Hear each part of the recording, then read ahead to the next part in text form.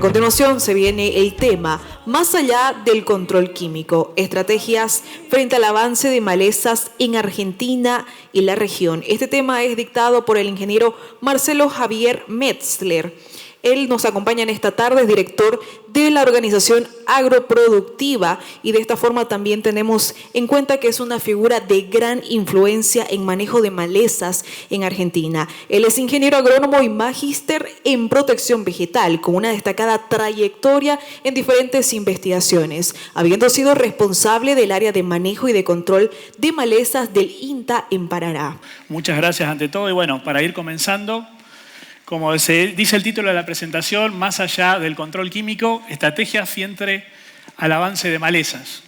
Y, digamos, mi presentación va a girar en torno al aporte que ya han hecho nuestros colegas, digamos.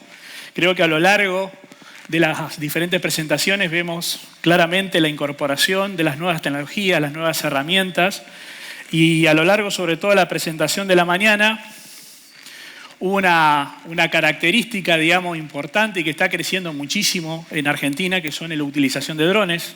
Cada vez están saliendo nuevos modelos, están ya los famosos T50, ya está el T100, está bajando abruptamente el precio, ya en algunos lugares, digamos, lo que vale una pulverizadora terrestre, se pueden comprar hasta 10 drones, con lo cual eso está cambiando sensiblemente el número, está siendo una gran herramienta y siendo utilizada en los diferentes campos, sobre todo en zonas arroceras. En la parte agrícola viene incorporándose un poco más lentamente, pero con un uso muy importante.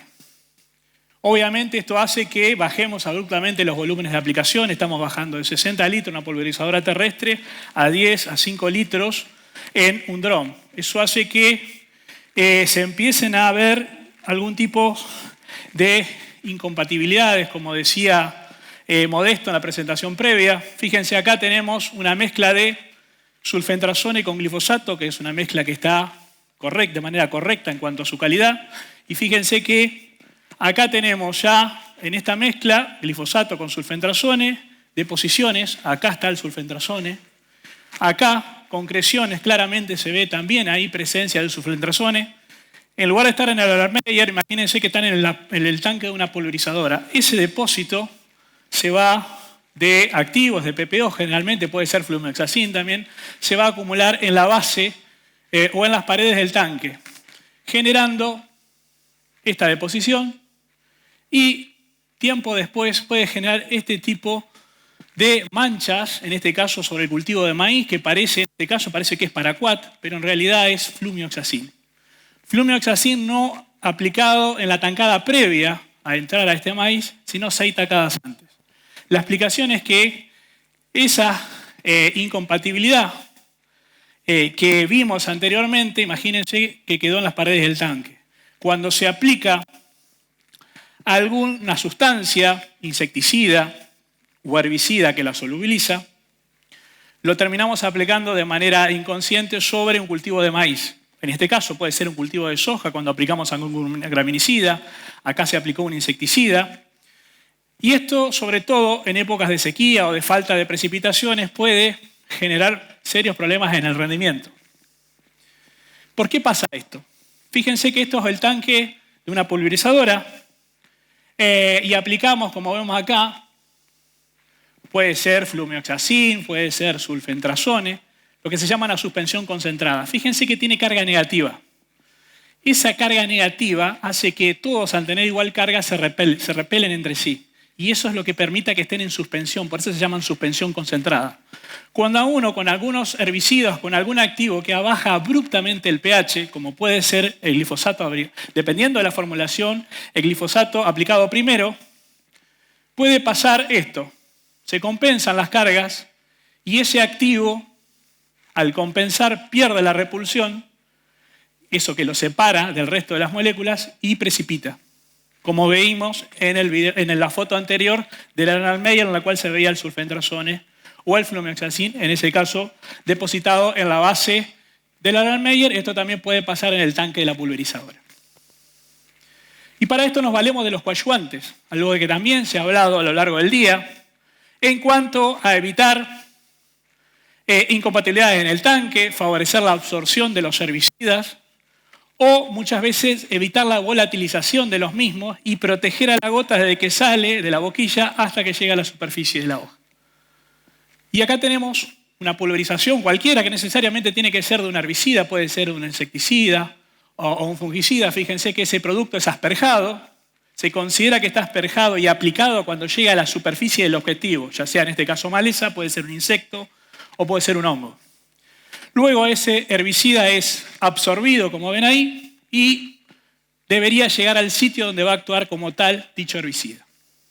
Pero previo, cuando agregamos el activo en el tanque de la pulverizadora, ya es susceptible de degradación. Todo esto constituye lo que es calidad de aplicación, que hay que tener en cuenta a la hora de aplicar herbicidas, ya sea en un avión, en una pulverizadora terrestre o en un dron. Clave, sobre todo cuando agregamos cualquier tipo de activo, reitero, no necesariamente tiene que ser un herbicida, puede ser un insecticida o un herbicida, es tener en cuenta esto. Esto es la molécula de agua que, dependiendo de determinadas circunstancias, puede estar con esta característica. Esto es un oxidrilo que tiene carga negativa y acá tenemos un hidrogenión que tiene carga positiva. Como ven, claramente los pesos son diferentes. Esto pesa 17 veces más que este hidrogenión, con lo cual ya me estoy dando cuenta que si tengo un pH por encima de 7, donde es muy alta la concentración de oxidrilos, el riesgo de cualquier activo, ya sea herbicida o insecticida, de que sea destruido por ese oxidrilo, por así decirlo, es muy alto. Yo tengo que entender que el pH de mi solución esté por debajo de 7, en lo posible entre 4 y 6, porque fíjense que tengo muchos hidrogeniones que tienen mucha menos capacidad de hacer daño al activo que yo estoy aplicando. Entonces, una de las primeras reglas que tenemos para prevenir que el activo que yo esté aplicando se degrade es tener un pH al menos por debajo de 7, en lo posible entre 4 y 6. Fíjense lo que pasa, saliéndonos un poco el ejemplo de los herbicidas, fíjense lo que es un insecticida viejísimo como el clorpirifos. Vida media es el tiempo en el cual tarda en degradarse la mitad del activo que fue agregado al tanque. pH 7, 5 días. Recuerden que el pH es logaritmo base 10. Una variación en una unidad, estamos hablando de 10 veces más concentración de oxidrilo. Quiere decir que 36 horas. Fíjense cómo los oxidrilos están actuando acá y están, entre comillas, golpeando y destruyendo a ese activo que nosotros estamos agregando, solamente por el tener el pH alto. Después empieza a cobrar relevancia la dureza. Eso es fundamental también a la hora de una calidad de aplicación. Fíjense lo que pasa cuando tenemos un agua con pH 8 y con dureza, con altas concentraciones de calcio y magnesio. Agregamos el activo acá, en este caso un herbicida que se carga negativamente, que son los ácidos débiles. Fíjense que interactúa con el calcio y el magnesio y esto es menor herbicida que está disponible en el tanque de la pulverizadora, o sea, estamos, entre comillas, bajando la concentración de activo, con lo cual, si nos metemos en el tema de resistencia, eso es un riesgo. Y después, a la hora de entrar, esto es un corte transversal de la cutícula de una hoja, fíjense cómo cuando está en su forma no disociada entra mucho más rápido que cuando está en su forma disociada.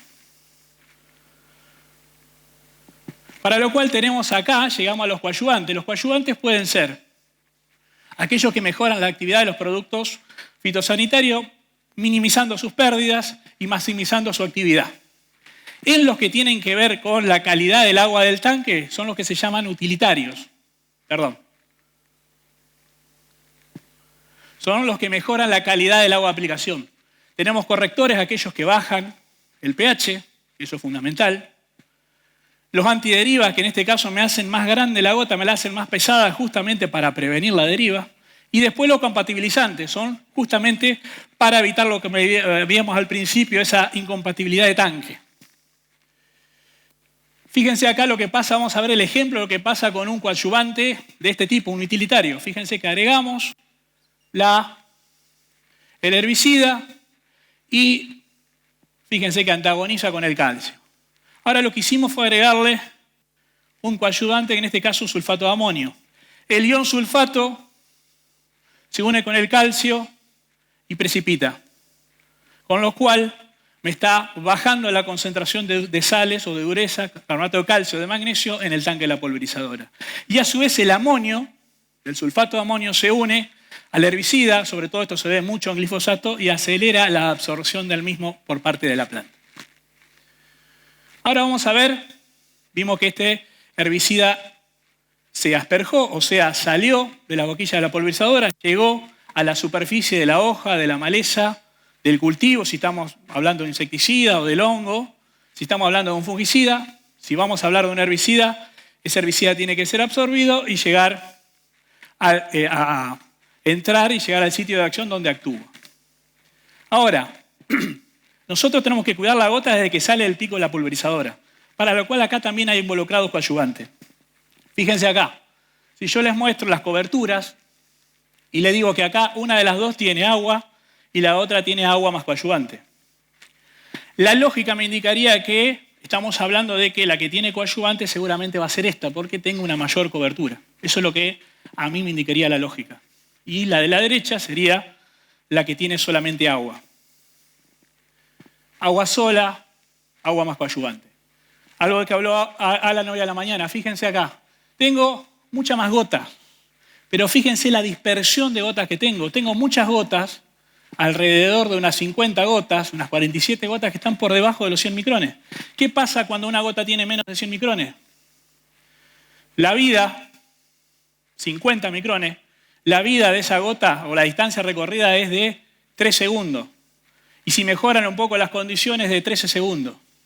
Con lo cual estamos viendo que lo que me hace el coadyuvante es, si bien tengo menos cobertura de esas gotas, esa dispersión hace que la aplicación sea mucho más eficiente porque la estoy concentrando entre los 150 y los 250, 300 micrones, que es, no sé si recuerdan, la charla de Alan hoy a la mañana era el espectro de gotas que uno debería tener para tener una buena calidad de aplicación. Entonces, no todo lo que brilla es oro. Siempre, fíjense, como tenía más cobertura, pero yo en la cobertura sin coadyuvante, pero yo perdía por volatilización mucho de esas gotas.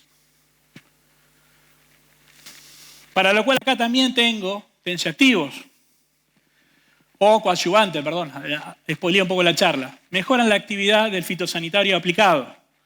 Son los que permiten o aumentan la probabilidad que esa gota que sale de la boquilla de la pulverizadora llegue a la superficie de la hoja.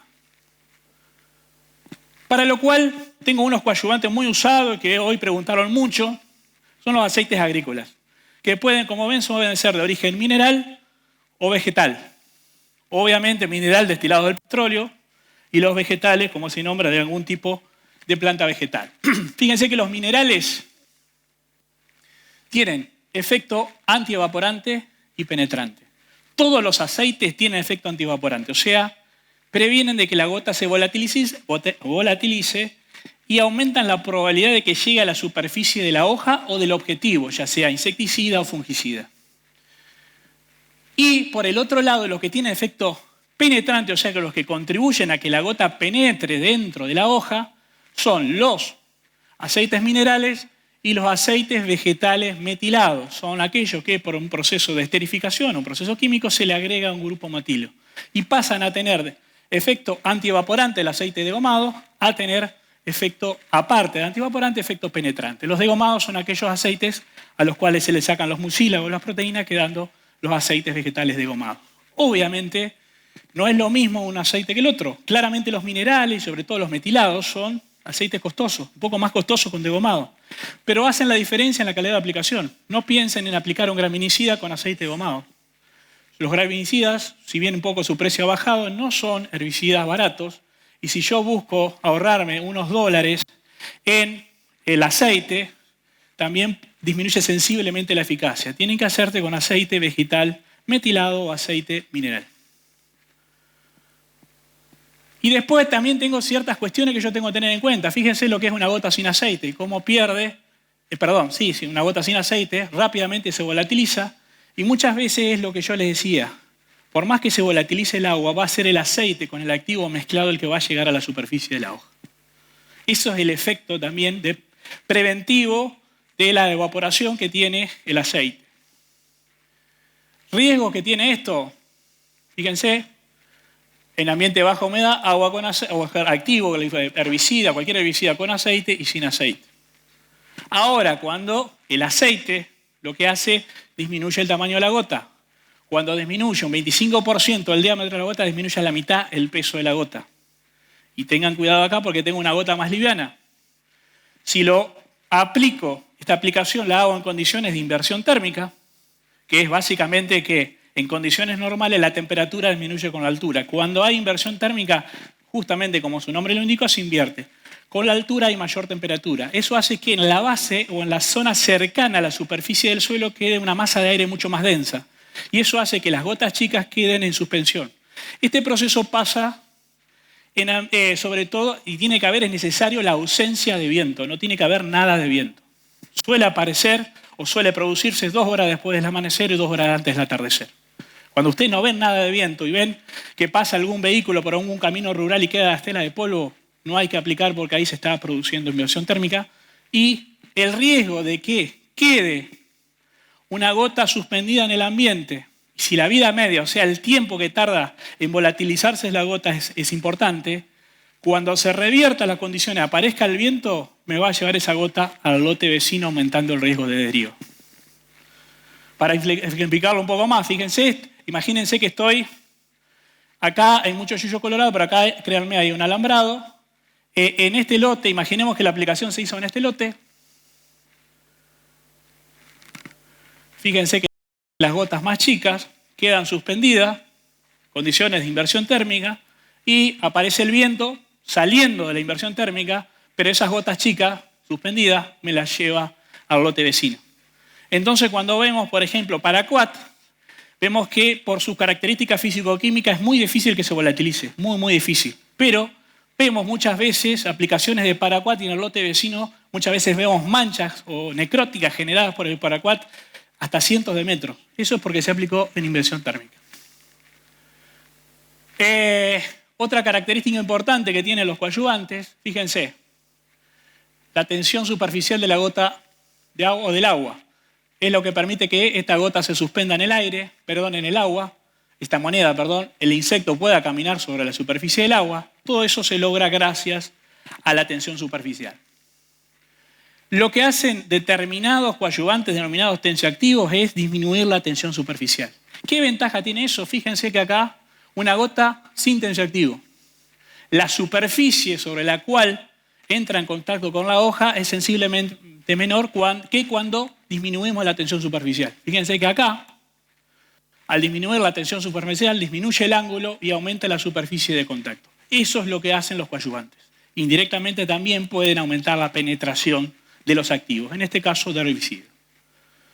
Hay trabajos que reportan que cuando uno usa tensioactivos aumenta la eficacia de control. Y también tienen este efecto. Fíjense acá, la superficie de contacto de una gota sin tensioactivo versus con tensioactivo.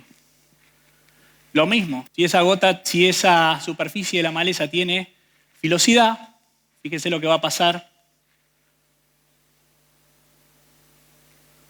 con una gota sin tensioactivo y con otra con tensioactivo. Fíjense que acá le permitió, en este caso, vencer la barrera de pelos. Y acá tenemos Digitaria sanguinales, una maleza que cuando es chiquito tiene mucha pilosidad en superficie. Y es la maleza ideal para usar un tensioactivo de estas características. Pero también puede haber condiciones en las cuales usa un tensioactivo, pero lo aplico en un ambiente de alta temperatura y de baja humedad. Como ven acá, aumenta la superficie de contacto, pero también aumenta la superficie de contacto expuesta a la volatilización.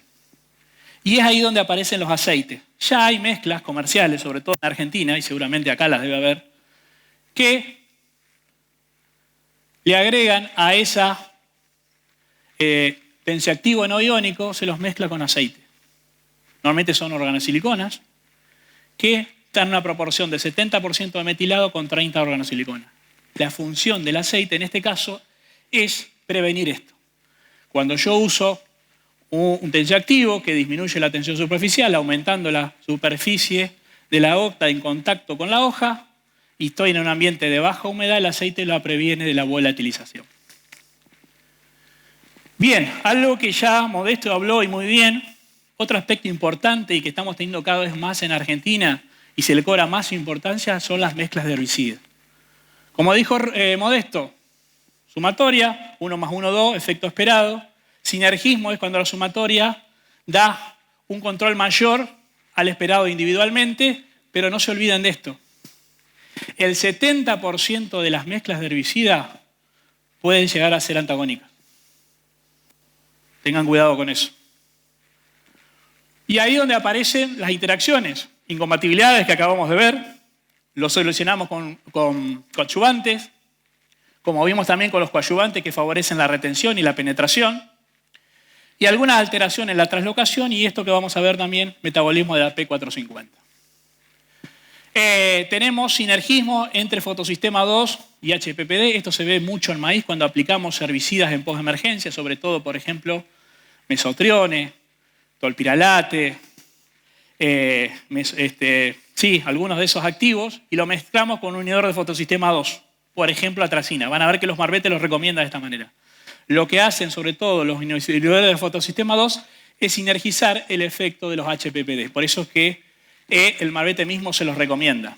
En algunos casos, las mezclas con glifosato, o sea, con auxínicos, herbicidas hormonales, incrementa, por ejemplo, la translocación hipomoeas, las clorocetamidas, o sea, estamos hablando de S-metolacloro, metolacloro, piroxosulfone, como molécula más nueva. Cuando uno lo mezcla con graminicidas, actúan como un aceite, aumentan la penetración de los graminicidas.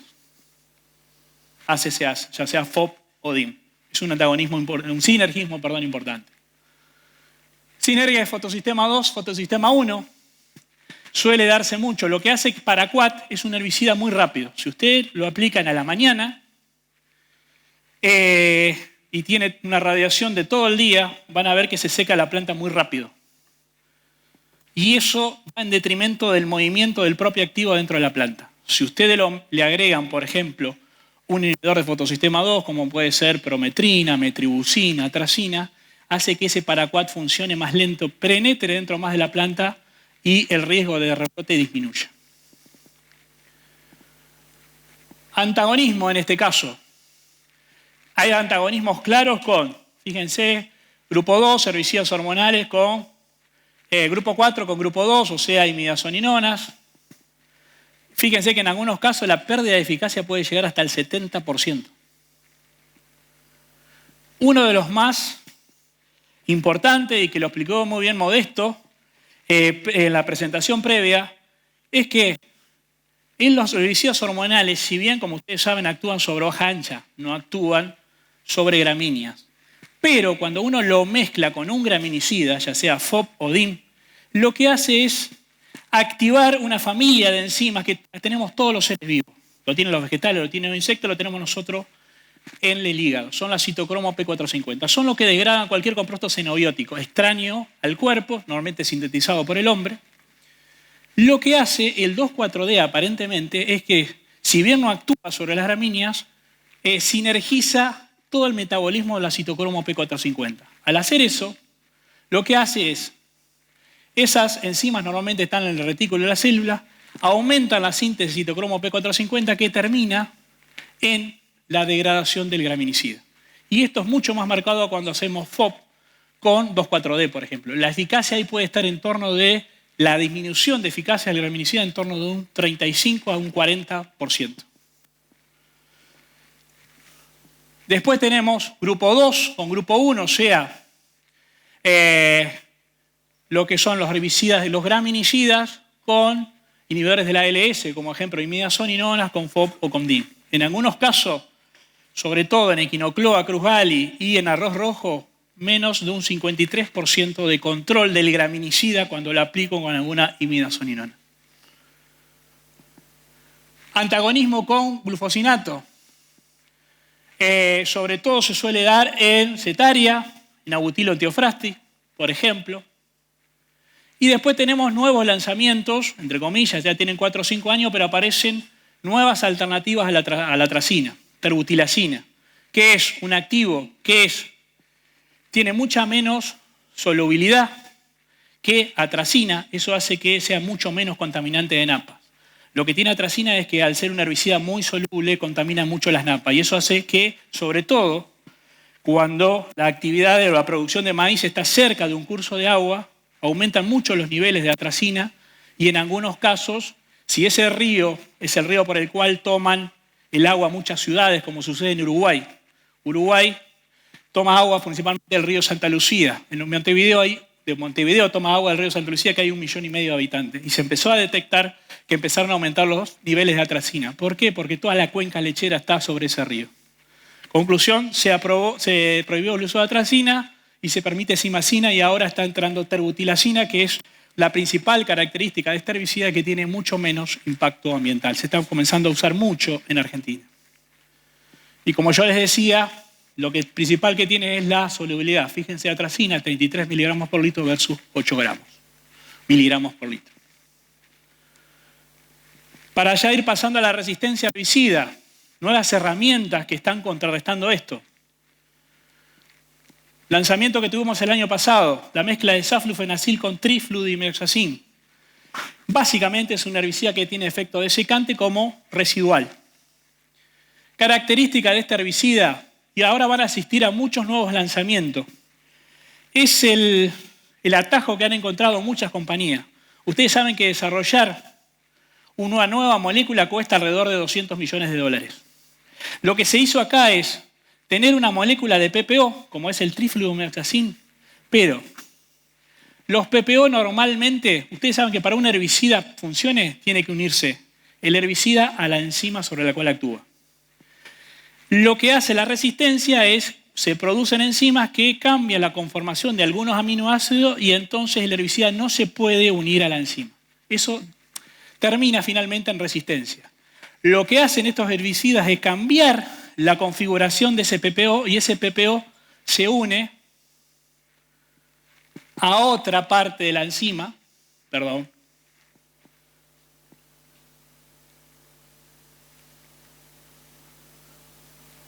no sé por qué no queda ahí, pero se unen a esta parte de una enzima, una parte diferente al que se unen los otros PPO. Eso se llama mecanismo de romper resistencia. Lo van a ver formulaciones nuevas de graminicidas que tienen esta característica. Es la forma que han encontrado las compañías de hackear ese costo de generar un nuevo activo, cambiando conformaciones o el punto de unión que tienen los herbicidas con la enzima sobre la cual actúan. Fíjense, y la ventaja de esto es que son herbicidas que terminan teniendo efectos sobre biotipos que ya son resistentes a PPO de primera generación. Van a escuchar que las compañías le dicen que son PPO de segunda, de tercera generación, pero básicamente son desarrollos nuevos dentro de los PPO.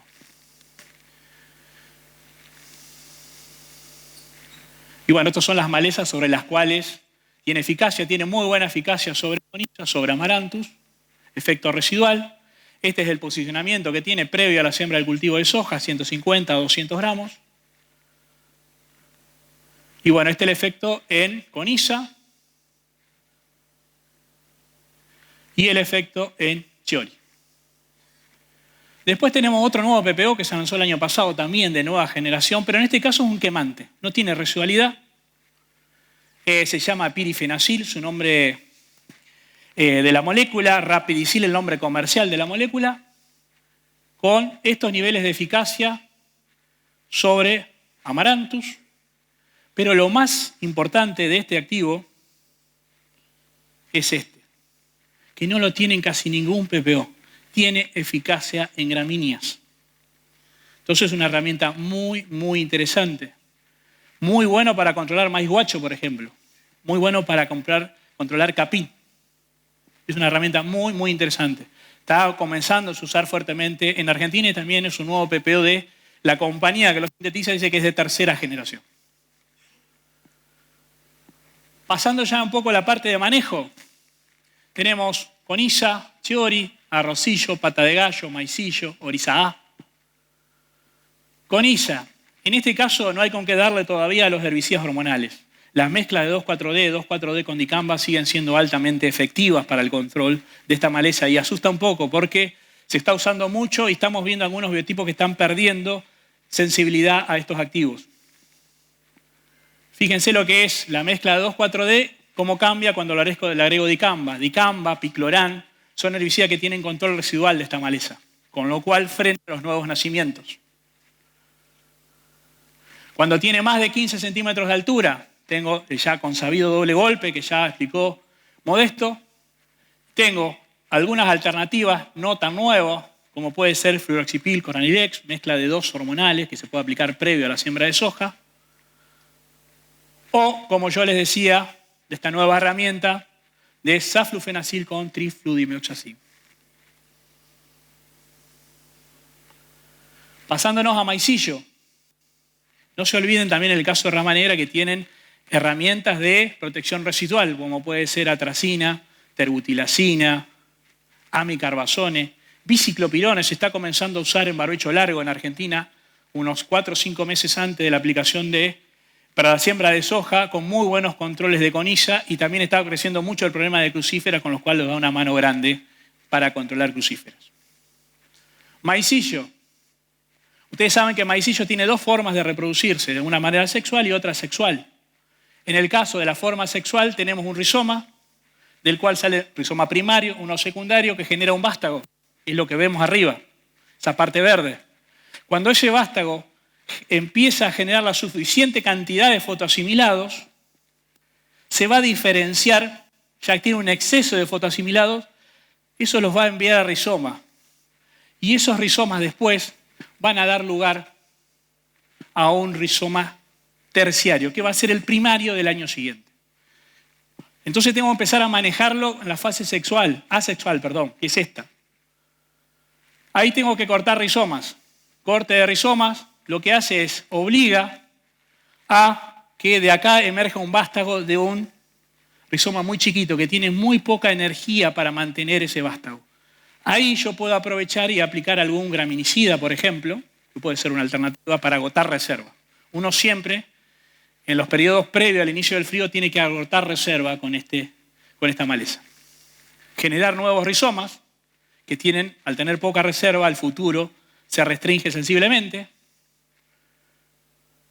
Aparece una alternativa que es muy buena, que son las imidazolinonas. Las imidazolinonas son los únicos herbicidas en general, la familia de imidazolinonas, que tienen, aparte de tener el control sistémico, o sea, ustedes cuando lo aplican sobre una maleza chica, llega a los vástagos y es de los pocos sistémicos que tienen eficacia residual. Porque lo que tiene sorgo de Alepo tiene semillas grandes, eso es lo que lo complica sensiblemente. Entonces, cuando aplicamos aloxifop o cletodin y empieza a rebotar a los 40 días después, podemos aplicar alguna de imidazolinona para que llegue a la superficie del suelo y controle lo que viene de semilla, y a su vez esos vástagos chiquitos absorben el herbicida y están mandando el herbicida a los rizomas. Orisa A. Cloris, tolerante al glifosato. Acá tenemos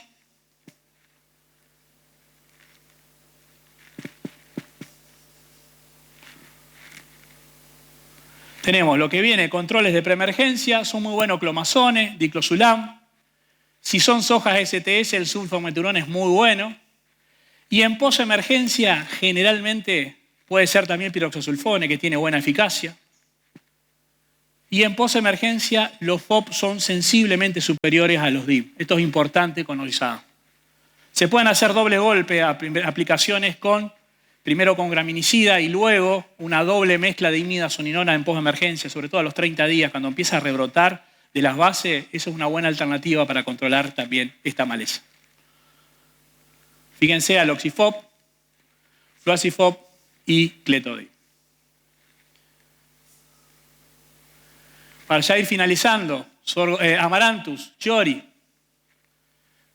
Hay Amaranthus híbrido, Amaranthus palmeri. Amaranthus híbrido tiene siempre pilosidad en el tallo, Amaranthus palmeri es totalmente glabro, no tiene pelo. Esa es la mejor manera de diferenciar una especie de otra. 600.000 semillas, una planta creciendo individual, 79-80% pérdida de rendimiento en soja, puede llegar hasta tener 6 flujos de emergencia. Perdón.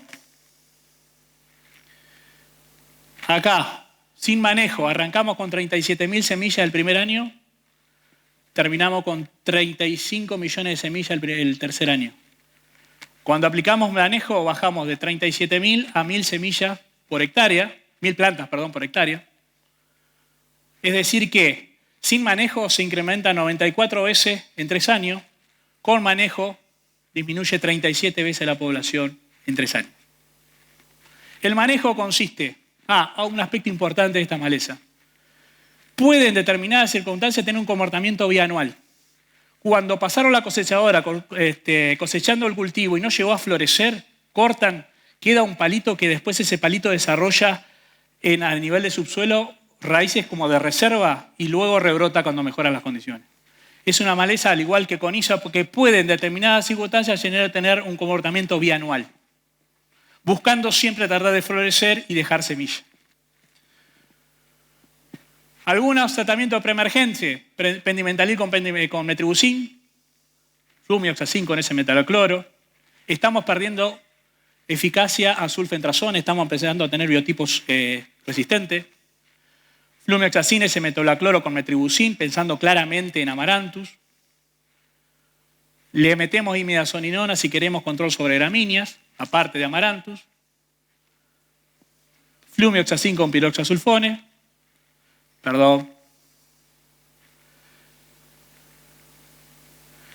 Pendimetalil con metribuzin, terbutilacina con ese metalocloro, son todas alternativas que tenemos de herbicida residual previo a la siembra de soja. En el caso de terbutilacina, la recomendación es 60 días previo a la siembra de soja. ¿Qué es lo que pasa cuando tenemos en posemergencia? Tenemos fomesafen, lactofen. Fomesafen tiene efecto residual, tiene menos efecto fitotóxico sobre el cultivo. Lactofen lo tiene más. Son herbicidas que siempre se tienen que aplicar con más de 40% de humedad para que tenga menos efecto fitotóxico sobre el cultivo. Y aparecen los eventos en LIS, las hojas tolerantes a herbicidas hormonales que están siendo de manera preocupante empezando a ser usados como un glifosato por el productor. ¿Por qué? Porque siembro la soja, aplico 2,4-D-alcolina. Inclusive, si sobrevivió ese Amaranthus de 15 a 20 centímetros que a veces quieren controlar, le podemos aplicar glufosinato, con lo cual hacemos un doble golpe adentro del cultivo. Entonces eso hace que muchos productores lo usen como el nuevo glifosato sin empezar a ser residuales, con lo cual eso es preocupante. En presiembra tenemos paraquat, 2,4-D, glufosinato, puede ser también doble golpe. Y esto es un trabajo interesante que tenemos hecho, en los cuales fíjense que tenemos en posemergencia aplicaciones de fomesafen con glifosato. Tenemos hasta el tratamiento 3 a las 10 de la mañana, fomesafen con glifosato más alcohol hidroxilado, la misma mezcla más órgano leuconado con aceite metilado, y después los mismos tratamientos pero aplicados a las 19 horas. Fíjense lo importante que encontramos acá y refuerza el hecho que yo les digo que tienen que aplicarse con buena humedad. Tratamiento 5 versus 1, o sea, 5. El mismo tratamiento, lo único que cambió fue la hora. El uno aplicado a las 10 de la mañana, el otro a las 19. Diferencia de eficacia, 21,6%. Por solamente cambiar el horario de aplicación. Ponerlo sobre todo en condiciones de buena humedad a ese tratamiento. ¿Qué pasó con el coadyuvante? Tratamientos 2 versus 1, 5,2. Fue mucho más efectivo cambiar el horario que agregarle coadyuvante a la aplicación hecha en el mismo horario. 3 versus 1, o sea, organolecicolado más aceite metilado versus nada. 9,2. Esto es lo máximo que yo voy a tener con coadyuvante. 10%. Versus 21 que tengo cambiando el horario de aplicación. Después, 2,4-D glufosinato aplicado al mediodía. 2,4-D entra por estoma, se cierran los estomas al mediodía, disminuye la eficacia. Glufosinato vamos a ver que funciona mejor aplicado al mediodía. Glufosinato, fíjense el horario de aplicación. Investigador brasilero, Nakano, fíjense aplicado a las 10 de la noche versus 1 p.m. Claramente, glufosinato se tiene que aplicar al mediodía o en un momento con mucha radiación. Y después tener la seguridad de que 2 o 3 días después no voy a tener precipitación o no va a estar nublado. Eso es clave para que funcione el glufosinato. Hora de aplicación con paraquat. Algo de esto habló Modesto. Fíjense que paraquat yo les dije que era un herbicida muy enérgico, muy rápido. Lo aplican a la mañana con mucha radiación. Es tan rápido en entrar a la planta y en quemar, por así decirlo, la célula de la planta, destruir la célula de la planta, que a la noche ya va a estar necrosado. Entonces eso limita su propia translocación. Tienen que aplicarlo a la tardecita. Si lo quieren mezclar con un herbicida sistémico, que vieron que había antagonismo, como mostró Modesto, Si quieren evitar eso, tienen que aplicarlo sin radiación, porque son herbicidas que se activan con la luz. Si no tienen radiación, no funcionan hasta el otro día. Y ese es tiempo suficiente para que penetre el herbicida sistémico. Para ya cerrar, arrocillo, equinocloa, algo habló Modesto. Cuando entierran la semilla, muchas veces pueden estar incrementando la viabilidad. Pasa con risa A y con arrocillo. Fíjense que las plantas que se enterraron 10 centímetros, a los 2 años el 20% era viable, versus 0 cuando se dejaron en superficie. Controles, tenemos clomazones, imazapyr con imazapyr, piroxasulfone con flumexacin con S-metolacloro. Fíjense que acá le agregué, aparte del paraquat, tenemos ahora el pirifenacil para poder quemarlo, para luego aplicar el herbicida residual.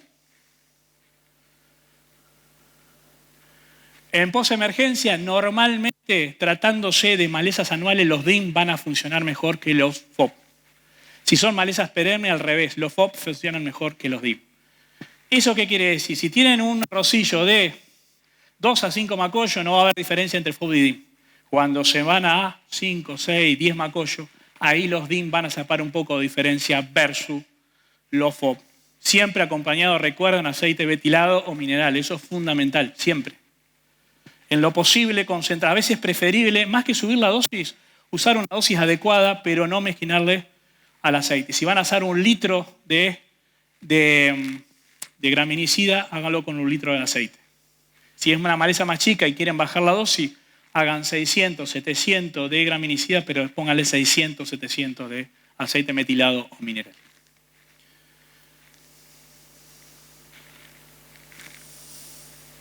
Y para ya ir cerrando, para sumar o aportar a la excelente charla de Gervasio hoy a la mañana, en los que trabajamos en maleza nos interesa sobre todo que los cultivos de servicio no dejen biomasa. ¿Por qué? Porque de esa manera nos frenan los nacimientos de maleza, intercepción sobre todo por luz. Fíjense lo que pasa cuando evaluamos los flujos de emergencia de coniza. Fíjense, por lo menos en Argentina, que tenemos un poco más de estación fría, los principales flujos de coniza son en otoño. Fíjense lo que pasa cuando ponemos cultivos de servicio, cómo bajan los flujos. Tenemos que usar herbicidas, pero baja sensiblemente la cantidad de nacimientos. Algo parecido pasa con Amaranthus. Fíjense cómo baja cuando tenemos el aporte de los cultivos de servicio. Tengan en cuenta que los cultivos de servicio tienen que ser, digamos, estar sembrados lo más antes posible para que lleguen a hacer una cobertura. Por lo menos, le hablo de la situación de Entre Ríos, Santa Fe, donde tenemos otoño e invierno, que son temperaturas frías. Lo que nosotros apostamos para que haga una adecuada cobertura para la siembra del cultivo de soja de mediados de noviembre es por allá por fines de marzo, abril, sembrar ese cultivo de servicio. Normalmente es vicia con avena.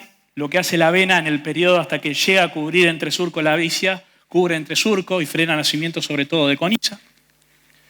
Y a su vez la avena tiene otra ventaja.